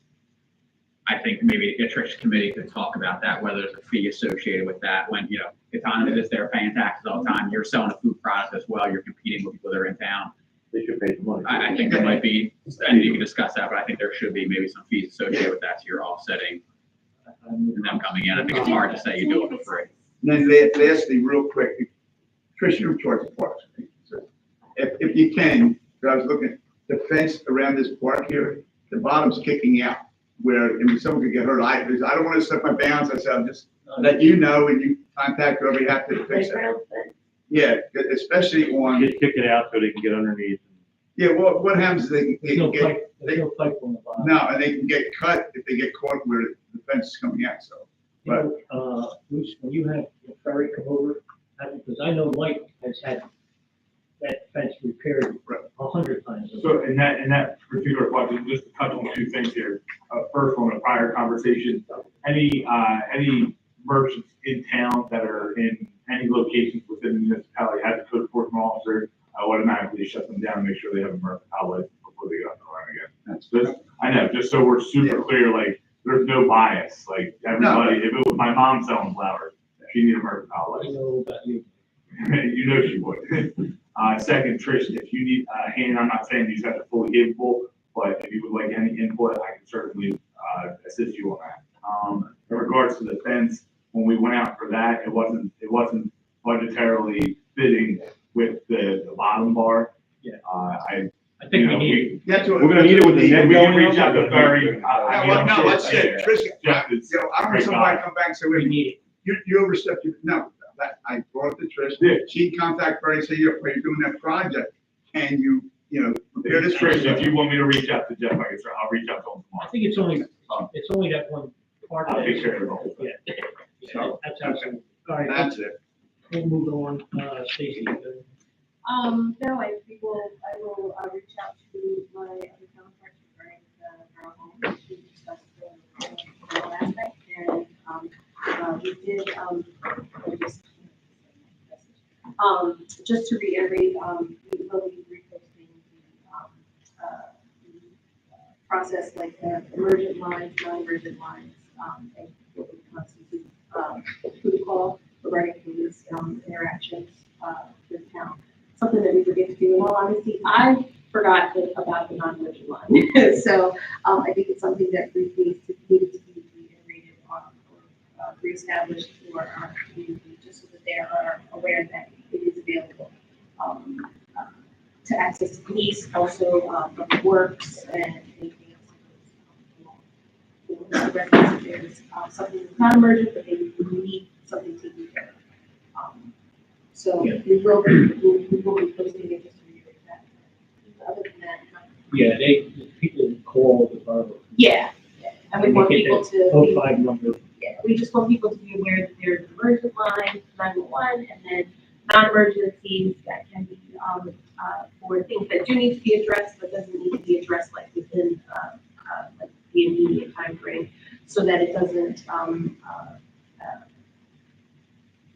extend our, The good part of that, Stacy, is, you call the non-emergency line, but it goes right to dispatch anyway. yes, So yes. it's automatic, so. So it gets, so whoever's out, they might not be, like for the police department, they might not be within the, actual building, because they do roll calls and whatnot. But the dispatch will call them, contact them, and not just, the police, but also public works.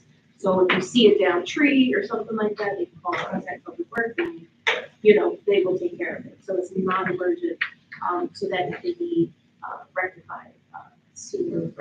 Reason why we're bringing this up is a lot of people have been calling that our number here, and then getting police, and then if the police aren't there, so call we're gonna post it. Yeah, well, within the, by the end of the week. The non-emergency doesn't mean, it means though, if there's a record and it goes to dispatch, and then they automatically, police will have a record. So, it's always, and plus, if you're around here, it's on the wall, right? Out here.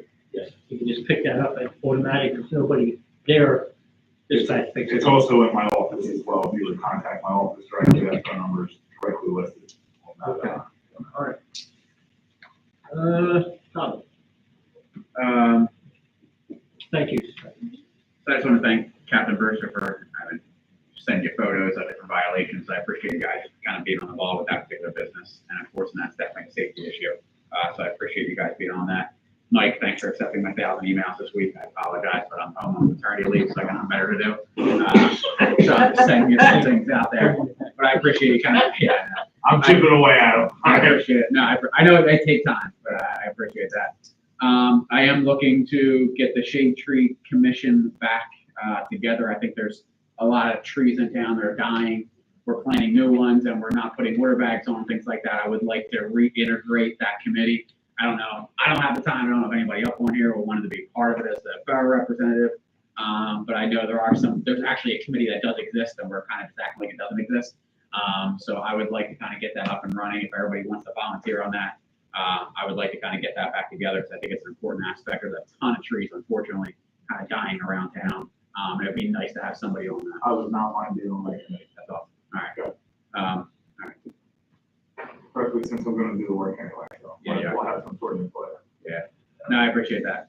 Pickleball's coming together. Everybody's seen the court. People are asking like if it's open, we still have to do the netting. We got to do the painting. We have to put some caps on some of the exposed metal that's over there, and then we should be ready to go. Hopefully by the end of the month, that will be a great goal. We can accomplish that and kind of have that thing open. So that'll be fabulous. Code enforcement, Mike, I know you're doing a billion things, and I know I've sent you a bunch of things, but there are a lot of properties around town that just need attention. I know the grass is starting to grow, and there's a lot of things like that. So I try not to, and just to kind of give you guys a rubric on how I kind of work things, is I try to do like 10 to 15 properties a month. Like I'll do a blanketed, like, hey, your grass, we're all just getting up and running. We always kind of like, our grass stuff is out as public works, your grass stuff should be out too. It'll subside. It's at the point where people are like, all right, we really need to start cutting our grass. I put out 12 today. They're good for 180 days. I spoke with David Kordaleski and Ryan Gall. We're going to do an Excel spreadsheet that's going to get linked to my iCal, and then we'll be able to go out and do my daily inspections and put them on a cut list. bear with me, it will get better. I just don't wanna hammer 200 at a time, towed cars, complaints, disputes, all that stuff. I promise you that it will get rectified. Could we as council get access to that file of the different violations that? Well, we're you're gonna seeing? get that anyway on the report, because resolutions, we have to rebuild them. Okay. So you'll see the ones that are violated completely. And it's And if not you're a not coming on lot. that list, then you'll know who they are. Once they're reminded, sometimes I might shoot out a second reminder, but it's usually taken care of. Okay, I just know there's a lot of issues around town. I just hit one next door to, Henry Duff for that. Yeah, no, I appreciate it, and I know it's hard, I know there's a lot of aspects, but I know my sister's house was visited for being, parking a foot into the sidewalk in her driveway, and she received a, personal letter and everything else, so, No letter was sent. a personal invite then, I Just, would call hey, it that. yeah. I think there's much bigger issues, and not that my sister's above the law, hey, you're parked a foot into the driveway, go after her. But I think there's a lot of properties falling apart around this town that we're not on top of, and I would just like to kind of say. We are on, as if you want to, you can also, Ryan can speak on behalf of this, there's a couple of vacant properties that I've been diving pretty heavy into. It's just, those things take time, and they're delightful situations, but unfortunately, how the law works and rentals and mortgage companies and all this stuff, but we'll hammer down. I do want to discuss, I don't know who goes over, the borough ordinances, but I want to know if we can make in there a little bit more teeth on the code enforcement side and public works superintendent side. So this doesn't go to a court issue, as Captain Brewster stated before.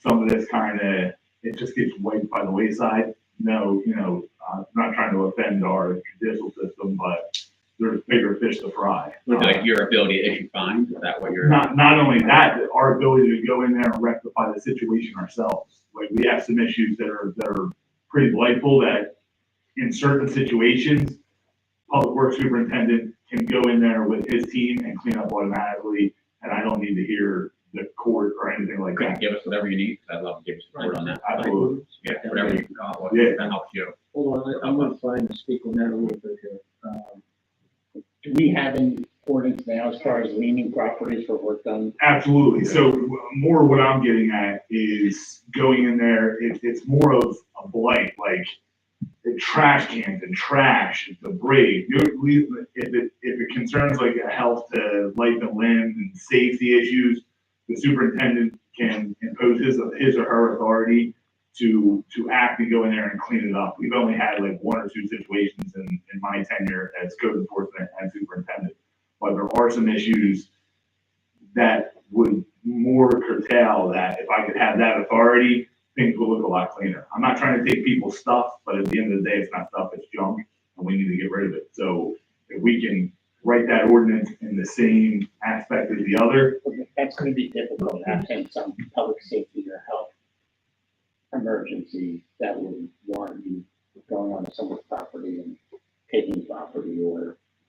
I think I'll look at our current ordinance. Yeah, I mean, I can take pictures and you can decide whether it's gonna be a blateful issue or it's gonna be a safety aspect. I mean, we could say that rats could hide under junk. That's a safety factor. Mike, you have the ability to ticket though, right? Yeah. Correct, 5 days. and then it's 5 days, then it's another 30 days in court, and then it's, my dog passed away, and then the cat ate my homework, and here we are 180 days out, the council's still breathing down my neck, which is at the full right to do, but it just keeps getting progressively worse and worse, A situation that could take 10 to 15 days to clean up through an ordinance, it would take 45 to 60 days in the district. I know we got in a little bit of trouble, one time when we did that, and it fell on us. You cleaned up something and the people were moving, if you remember.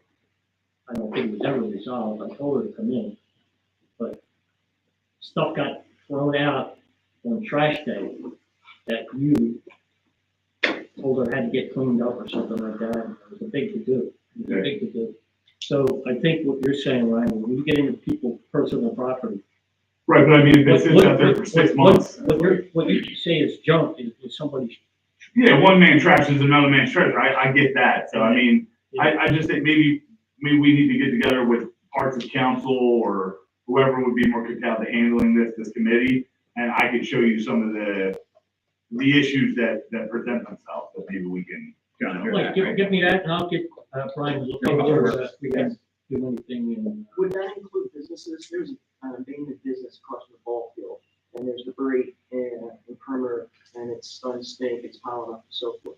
I talked to Mr. Council President, and would we go after the previous owner of that company? Where is this? Max Construction, old building.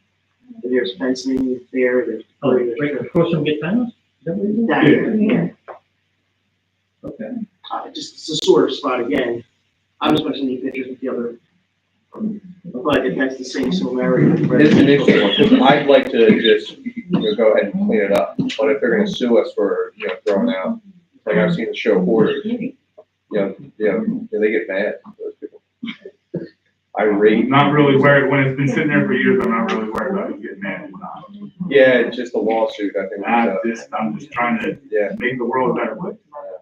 All right. All right, and then just down at the waterfront, we're looking at the removal of possibly 2 trees to help queue out down there at that parking area. That can free up some space down there for us.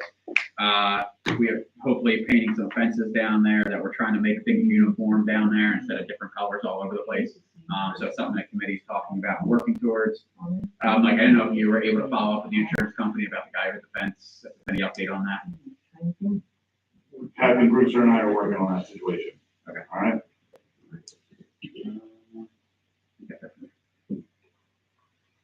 Thanks. Thank you, Tom. Yeah. Tricia. Okay, Oh, I'm sorry, I have one thing. Ryan, might be a question for you. The property next to, Roll Ferries. We received a grant for $89,000 in 2023. We said we never received the money. We called and found out we still never received the money. Do we know what's happening with that? I'm working on it still. I just had a contact with, we have the money, it's sitting in the account, they're ready to give it to us. We have the $89,000. Yeah, we have the money ready to give it to us. It's just a matter of when you get anything from federal money or grant money from the state, they have to be up to date on your taxes apparently. And we're not up to date on our water tax. It's nothing to do with Mike. It's the financial issue. I'm not blaming anything on Mike this one. This is like, so whatever we pump out and whatever we pump for water, we pay taxes on it, right? So there's a water tax, so it's like to the 10,000 power per gallon, right? So it's like a couple $100. So what happened was when the treasurer went out on leave a year or 2 years ago for paternity leave, I took over. I forgot about the tax, but it's only done quarterly, right? So, and she had access to go in. When she came back, she started doing it again, but we didn't pay the previous taxes. So we paid them as of like a month ago. If you saw the bill list, you'll see like there was 5 different water tax payments to the state. They charged a ridiculous fee as a penalty. Like I'm talking like $1,000. And I'm arguing that right now with them. I said, this is ridiculous. Like your municipality, the bill is only for $400.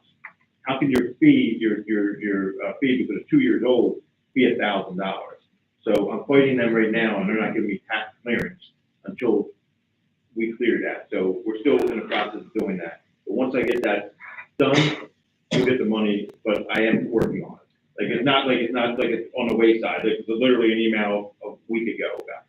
And that money that we're waiting on, or we're gonna get over, that's the key to. We're gonna use that to go out and get a environmental company. No, we can foreclose on it now, but I We don't already want. did, correct? No, we didn't foreclose on it because we don't want to take ownership of the environmental. So we're doing a 2 phase, 1 and phase 2. That'll be it. Then we'll know, and then we'll foreclose on it, and then that will make the owner, the previous owner, liable for all environmental. After this. After we spend the money to get the 2 environmental, because if we don't do an environmental, we just foreclose on them. We take ownership of the responsibility.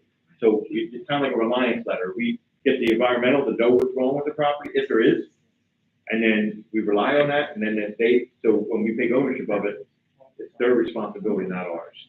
Let's just say we pay $1,000 tomorrow. we can get that 89K the next day and do this thing. I just don't feel like paying, I don't wanna pay this late fee, that makes no sense. Could we just like put like a timeline, like if it's not resolved within If it's not resolved by the end of the month, a month? tell me to pay it, but I'll authorize to pay it. Where do we stand on the, taking the property? The what? Taking the property, where do we stand on that? I know We can't we take the started- property No, I know we until can't. we, Are we ready to move ahead with that? yes, whenever we have the environmental, you would think we wouldn't do environmental first, if we closed on it, correct? I mean, that's where we're at. I just want to know the timeline. Yeah, other report's done, it's just, I don't wanna do the environmental, because if we don't know what's the problem with the property, we can't rely on anything to say, okay, well, this was a storage bill or not. I don't wanna take ownership of property and be responsible for $1 million cleanup. It's not gonna happen, or more, Speak on, right? or more, say, I'm just trying to, And the owner, the previous owner owed us how much now? up to $80-something thousand. More than 80, right? I thought 100. Well, the previous owner is 80, the new owner is like 20-something thousand. He said he was gonna pay when he took ownership from the state, which to me is still illegal, but I don't even think anybody knows. They refused to pay any fees and back money that they. So Can we just get an update on that? So Rolls Ferry, right next to Rolls Ferry on Broadway, oh, the old Rich Franchi property. Could you just keep us updated on Absolutely, that? All right. absolutely. Yeah. But I am working on it. You'll see the bill that I'll report up to you from the March meeting. You'll see I paid like 5 different quarters to pay that off. And then when I sent it to them, they said, oh, no, you have interest on this. And like, you know, and they sent me the bill for that. I was like, I'm paying this. Like, so I'm just waiting to see if that can resolve it amicably without having the state fines you for everything. So, So, no, Mike, do you have anything? Benches there's 3 benches coming in, 2 benches for, the 9/11 memorial. I showed Trish, everybody got the blessing, we're good to go. Also another bench for, the dog park. Has been poured, electric going in down the pickleball court, signs are going in the pickleball court. Start working with it, nothing crazy. I need, Bruce, if you can coordinate with me, I got the netting, so we make sure that. Yeah, I guess you're going to, tomorrow, Thursday night, leave it. Family, that'd be right, something real bit. I'll go Friday, I'll bring it over Friday. Okay, I mean, because the other netting you're supplying is at one of our. Shouldn't be that bad. All right. Jack, anything? I have just a couple things, on, if you people, if you guys remember the community garden, we put a community garden, grant, Christine Houchins, oversaw that, it was, planned out, built, and now at my old farming days, it's, correct me if I'm wrong, Mother's Day is the official day that start planting frost free, basically. That's the old farmer's way. I happened to be coming back from Camden County College, and I saw in Lakeland there that it's called the Camden County Office of Sustainability, and it's the green. It's the green. Anyway, we're coming up on Mother's Day. We have a beautiful thing that was built there right at the community center. What are we doing? We never, with Christine leaving, we left Never it. put somebody else in charge of handling it. So we're in the process of doing that. But on the way back from Camden County College, I happened to stop into this place, and I met this Chris Waldron. He's the director of shared services. They're starting a new program with every community that has a community garden in actually the state of New Jersey. And they're going to try, but more likely our county, Camden County. And so I said, well, we need help like planting and getting some flowers. We don't know what I kind of played, you know. They reached out, they said, well, we have plenty of plants, we have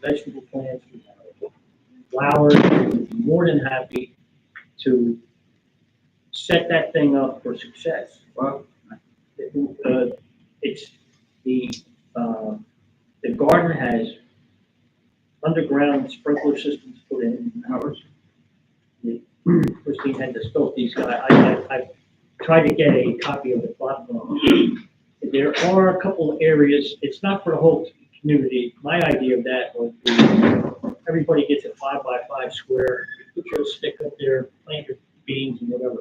But there are in that area, there's probably 15 spots that we could donate to whatever, whoever wants to plant some things.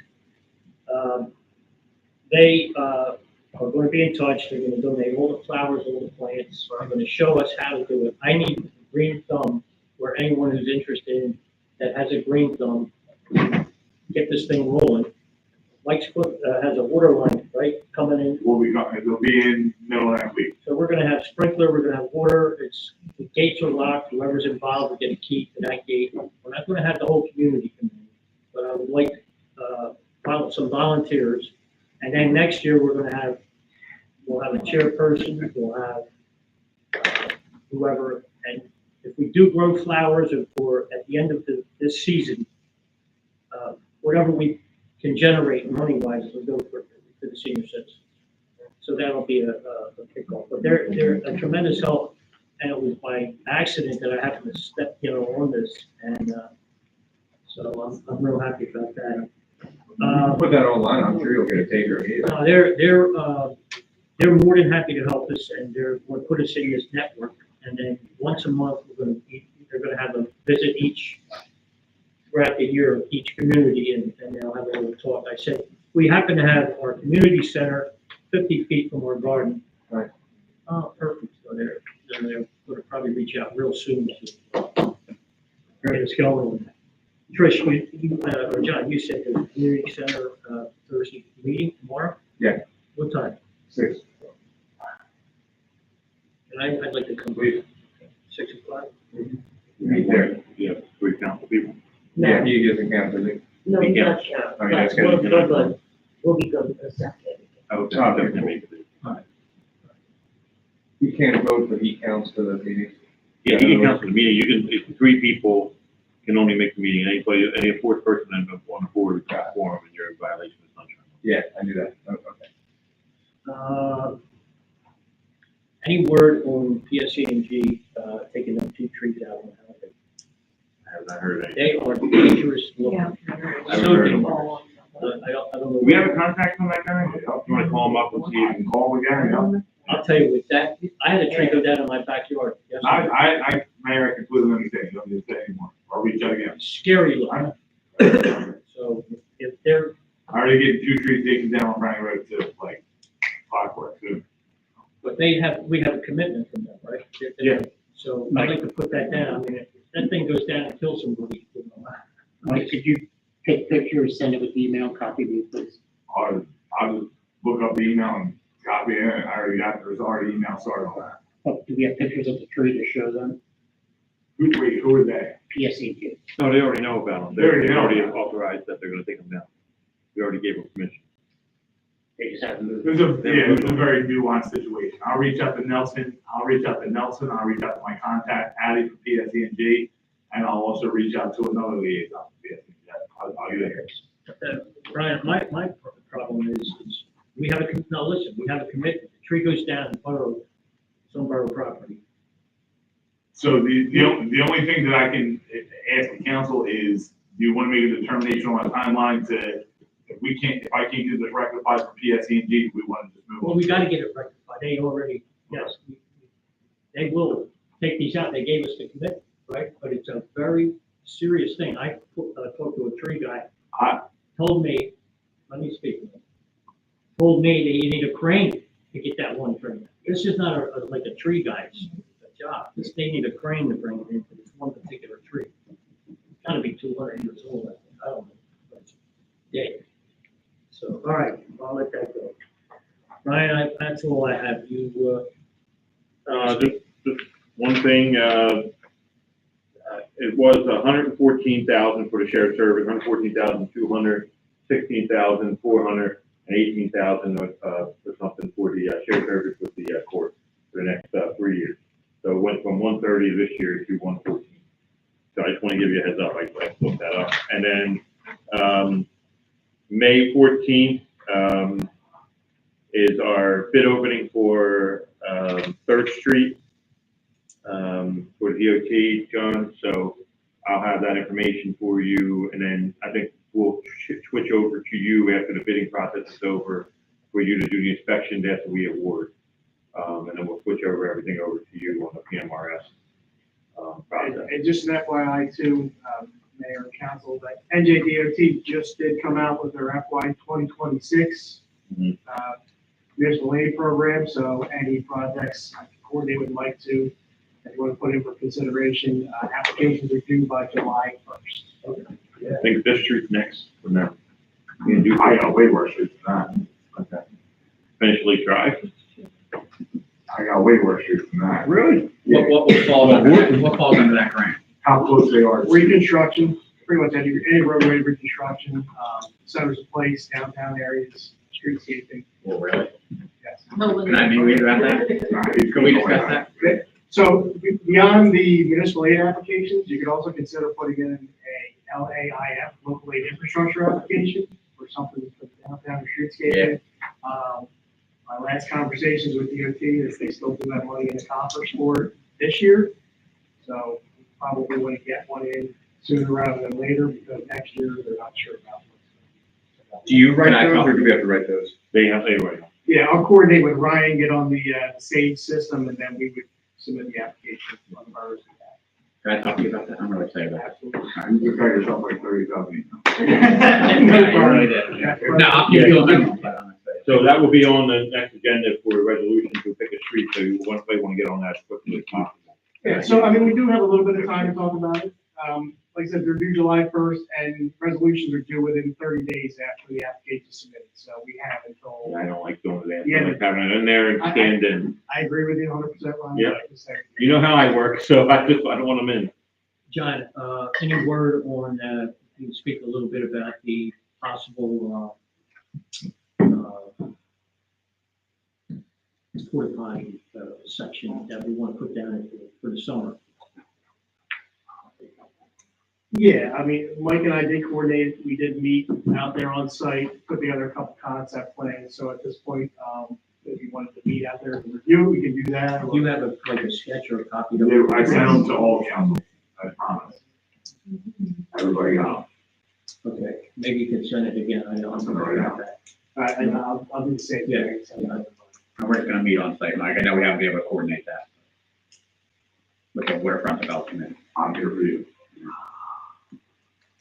John, did you have any other thing? I didn't mean to skip by you. No, we're just making give you a heads up about the application right now. Speaking of those, applications, anything like upgrade on sewer, on, like Timberpool, you gotta open the street up for to upgrade the sewer. Right, I have not seen anything out right now for that. It's just for the roadways with DOT right now. Right. That's it. That's what I got. All right, we need a motion to go into executive session for discussions on redevelopment. Motion. Second. All in favor? Aye. All right. It's lightning speed. Aye.